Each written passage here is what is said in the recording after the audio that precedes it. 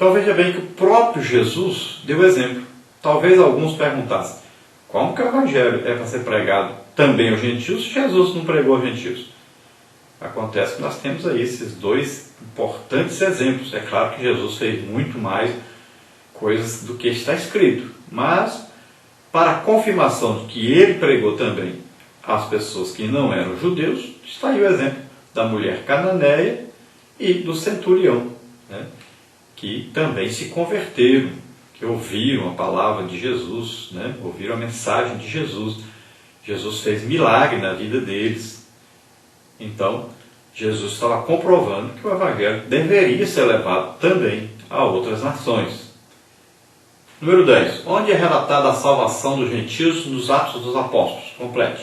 Embora Atos 1:8 estabeleça a obrigatoriedade da missão entre os gentios, somente no capítulo 9, versículo 15, após a conversão de Paulo, é que se declara aberta e enfaticamente a evangelização, então, das nações. A resistência inicial dos apóstolos em discipulá-los é vencida quando Cornélio, sua família e demais assistentes recebem o batismo com o Espírito Santo. O fato trouxe perplexidade no colégio apostólico, mas após a apologia de Pedro, a igreja glorificou a Deus pelo fato de os gentios serem também objeto do amor de Deus. Então nós vemos que no início foi difícil o evangelho chegar aos gentios. Estavam apenas os judeus em Jerusalém e a igreja crescia, mas não havia atingido o objetivo de Deus ainda, que era que o evangelho fosse pregado a todas as nações. Só a partir então do capítulo 9, aí, através de Paulo, que começou a pregar o evangelho aos gentios, né? Primeiro começou na sinagoga, primeiro começou pregando aos judeus, depois passou a pregar aos gentios, e só teve força realmente entre os judeus quando Pedro pregou a Cornélio, e Cornélio foi batizado com o Espírito Santo. Aí então os judeus também, todos começaram a pregar o evangelho por toda parte, e Paulo fez uma grande obra evangelizando com as suas viagens missionárias, evangelizando todos os povos conhecidos daquela época, pelo que nós podemos entender. Se Pedro, com o evangelho da circuncisão, é proeminente nos capítulos de 1 até 12 de Atos, nos capítulos de 13 até 28 destaca-se Paulo com o evangelho da incircuncisão, ou seja, daqueles que não eram judeus, nem convertidos ao judaísmo. O primeiro diz respeito então aos judeus, o segundo aos gentios. Trata-se, porém, de um só evangelho, o evangelho de nosso Senhor Jesus Cristo. Paulo estava consciente de que fora chamado por Deus para anunciar o evangelho aos gentios, sem os entraves da lei. Em suas viagens missionárias, não foram poucos os gentios que se converteram ao Senhor e de bom grado ouviram a exposição da graça divina. Bom, sabemos que Pedro foi o principal representante, então, da pregação do evangelho aos judeus, e com algumas reservas quanto ao modo de viver dos gentios.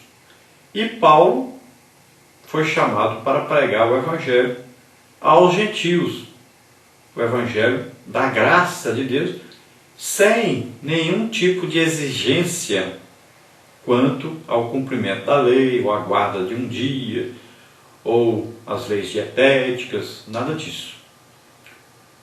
E nós vamos ver no capítulo 15, né, nós vamos estudar já sobre isso, o que foi exigido para os gentios, né? Apenas não comer carne sufocada, não comer sangue, né? E que eles tivessem uma vida de retidão, evitar a prostituição, evitar os pecados, né?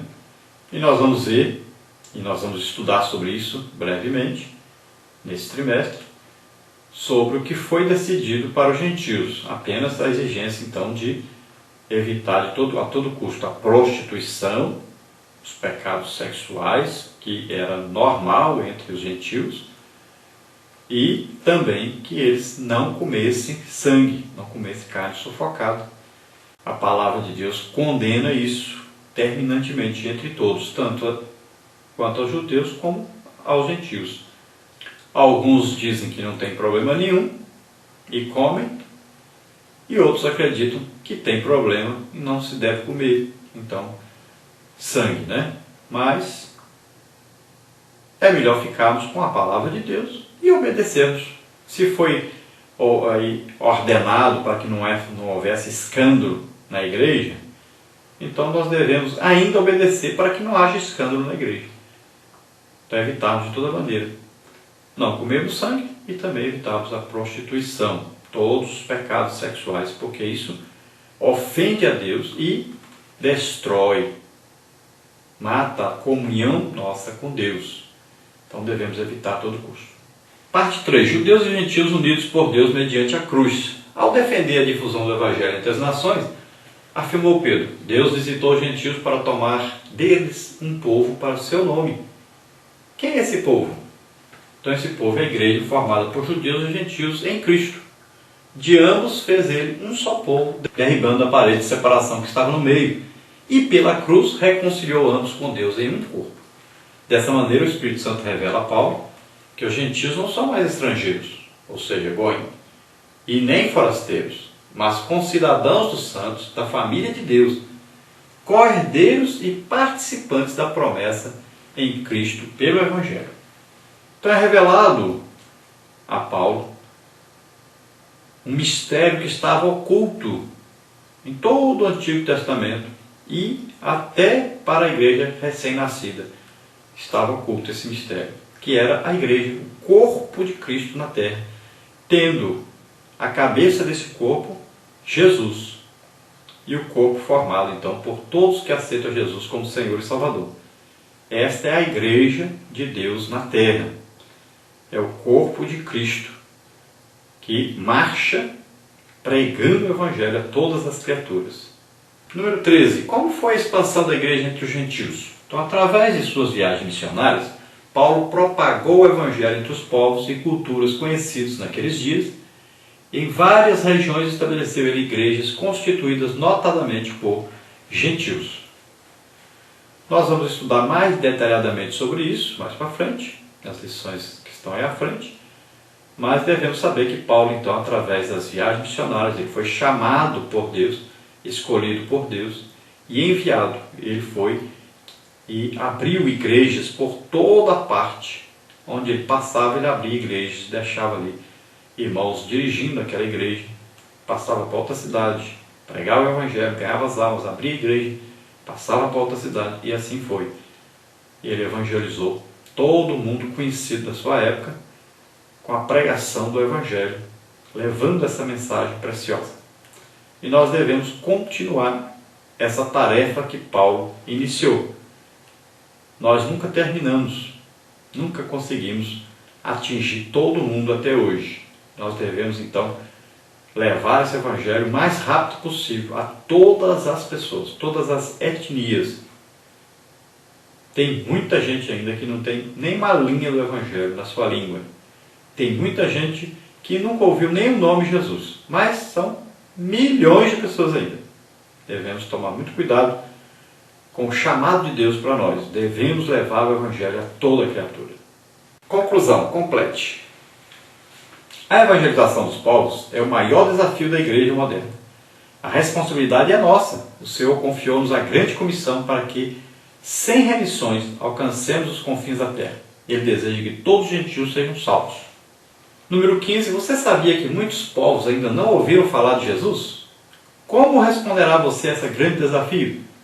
Se o Senhor o chama à obra missionária, como você deve responder prontamente? Então você tem que responder: eis-me aqui, Senhor, envia-me a mim. Então essa é a única resposta que Deus espera de você. Tem muita gente dando desculpa para não pregar o Evangelho, para não ir pregar o Evangelho, para não sair do lugar onde está. Então alguns estão dizendo: mas eu estou orando pelos que estão indo. Não, eu estou contribuindo para que outros vão. Mas Deus chamou individualmente cada um de nós. Ide por todo o mundo, pregai o Evangelho a toda criatura. Então é individual essa ordem, é para cada um de nós. Você deve ter em mente que Deus te chamou para pregar o Evangelho. E você deve ser encontrado fazendo isso quando Jesus voltar. Agora, onde você vai pregar? Isso aí Deus vai escolher. O importante é que você se entregue, se disponibilize e o resto Deus vai direcionar você para onde vai, o que vai fazer. Bom, essa foi então a nossa lição, um resumo rápido da nossa lição.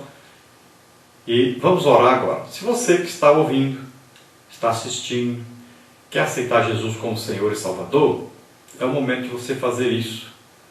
É o momento de você receber a salvação através de Jesus Cristo. Arrependa-se agora dos seus pecados, peça perdão a Deus e ore juntamente comigo. Se você deseja sair evangelizando, pregando o Evangelho, vamos orar agora. Entregue-se nas mãos do Senhor. Tenha aí coragem de entregar sua vida para Ele e que Ele possa fazer o que Ele desejar da sua vida. Agora, se você não quer isso, não faça oração.